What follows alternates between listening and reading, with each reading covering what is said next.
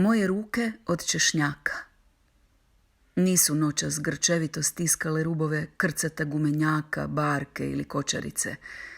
Nisu se u osvit šuljale s puškom ili nožem.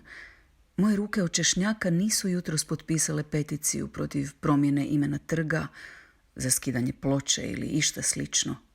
Nisu se digle u zrak za bilo koju stvar, pravu ili krivu.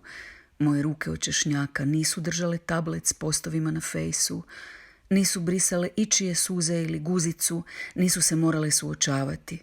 Moje ruke su šetkale po stanu, pristavile grah, otpisale mail o Fadvi Sulejman, platile dug, bacile prvu vodu i drugu posolile, napisale tekst za Korica Erijeva romana, ubacile malo pasirane rajčice i češnjak. Moje ruke od češnjaka moraju prepraviti kaštelana i već znaju moje ruke da će pržiti kozice, reckati bosiljak prije nego se uhvate Foucaultova predavanja o Desadu, a tijekom dana će nastojati zagrliti dijete, zagrliti čovjeka, zagrliti knjigu, skupiti dlanove u posudu i napuniti se krupnim, vrelim, slanim kapima iz sredozemnog središta.